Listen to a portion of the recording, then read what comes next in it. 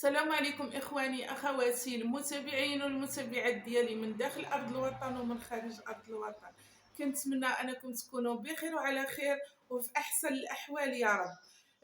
مرحبا بالناس الجداد اللي دخلوا عندي، مرحبا وألف مرحبا، وشكرا الناس اللي كتتبعني دائما وأبدا. وكنطلب من الناس اللي كيشوفوا القناة ديالي أول مرة ما تنسوش أنكم تشتركوا في القناة وتفعلوا الجرس، وما تنسوش اللايك والتعاليق اللي كتشجعني كتر وكتر. اليوم إن شاء الله جيتكم بواحد القصة اللي فيها بزاف ديال الأحداث من مدينة سيدي سليمان، قصة واقعية. نبدأ بالصلاة والسلام على سيدنا محمد عليه أفضل الصلاة والسلام.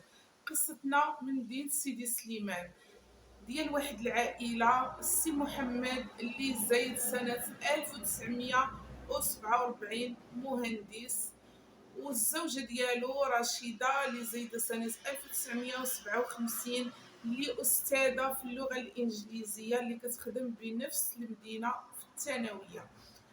عندهم جوج وليدات، عندهم الوليد قرا تبارك الله ولا قاضي في مدينة الرباط ومزوج وعنده وليدات، وعندهم بنت اللي كتقرا الطب في فرنسا وكتكمل الدراسة ديالها، كتجي مرة في العطلة.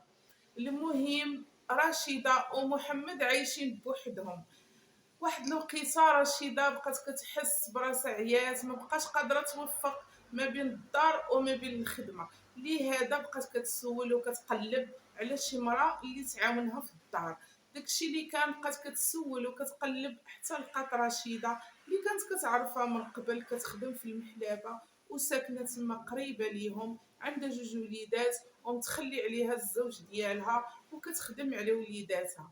المهم مشات عندها وعرضت عليها انها تجي تخدم عندها، قالت لها انا والزوج ديالي غادي تجي غير تشقي ليا، تجمعي ليا الدار، طيبي ليا، توجدي ليا داكشي اللي كان وسيري عند وليدات.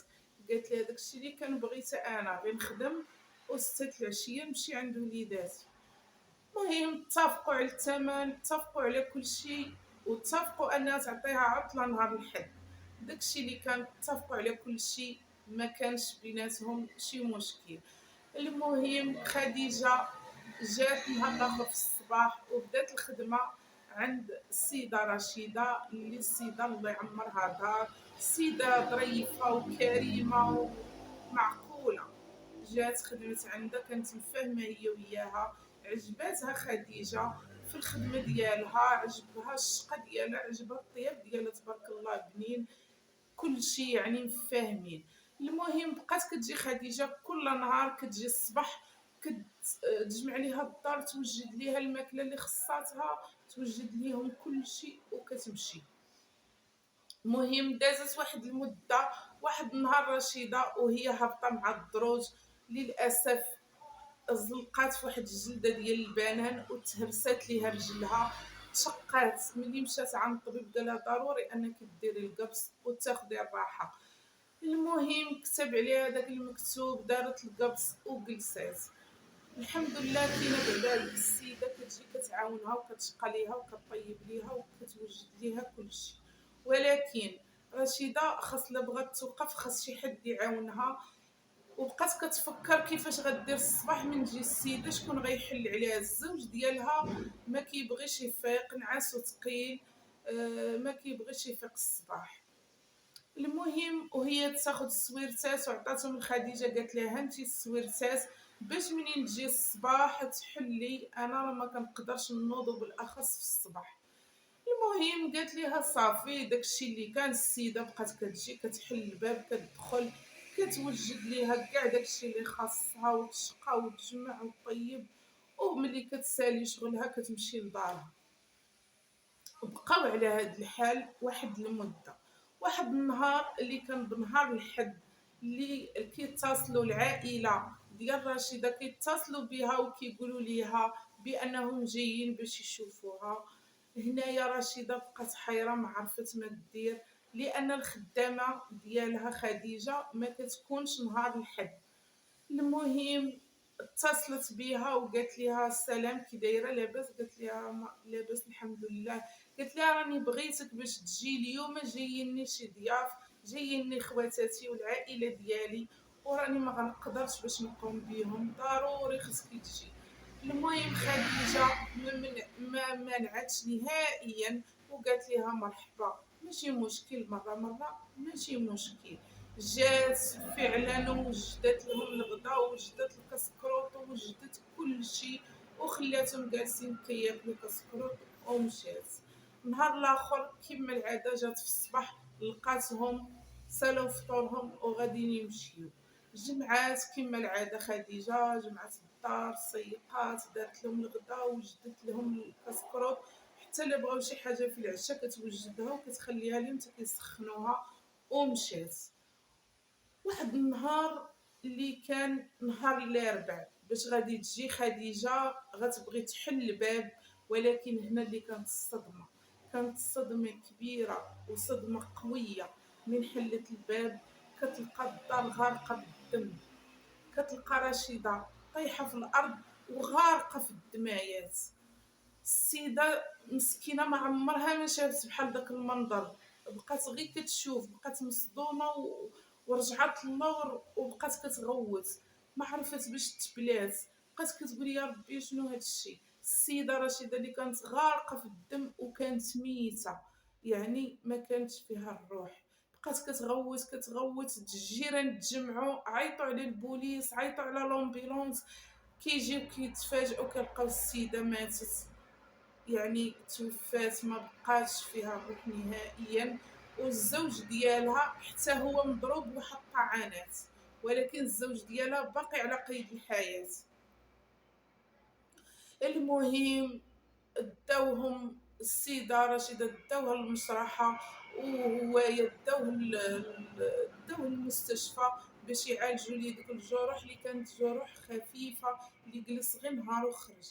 يعني كانت عنده شي طعنات على رجليه على يديه، يعني طعنات سطحية وصافي.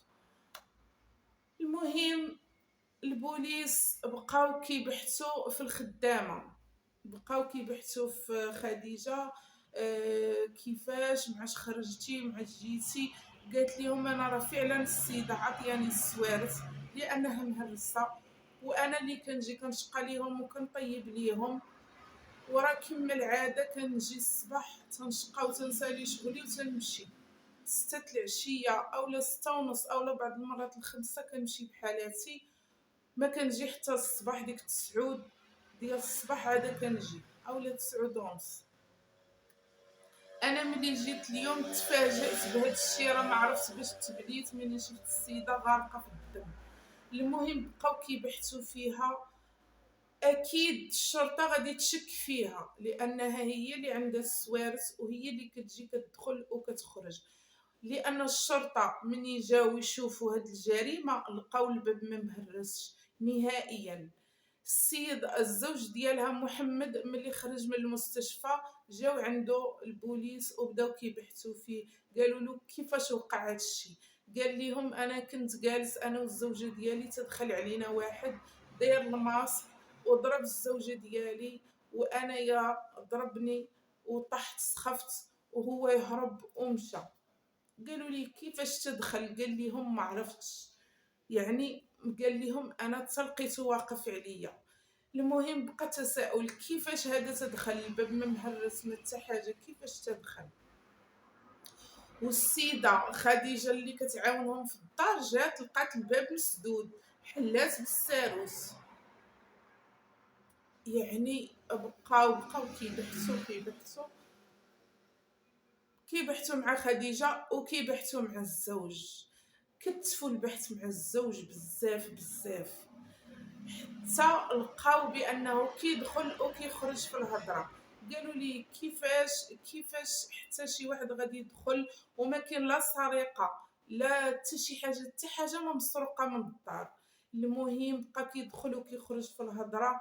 في واحد اللحظه هو يعترف بانه هو اللي قتلها، قال لهم بانني لقيتها كتخوني وعندها علاقه مع واحد، وملي لقيت عندها كتهضر مع شي واحد ولقى الاوديوات بين زوجته وهذاك السيد. قال ليهم ما بقيتش عقلت، هزيت الموس وضربتها، وباش بغيت نخرج من هذا المشكل ضربت راسي.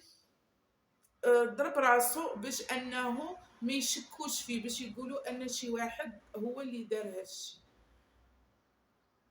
المهم كانت صدمة كبيرة كبيرة، ولكن الشرطة ما وقفتش عند هادشي، بقات كتبحث، قلبات التليفون ديالها، بقات كتبحث. هاد السيدة بريئة من هاد الجريمة اللي قال بأنها كتخونو، الجريمة ديال الخيانة.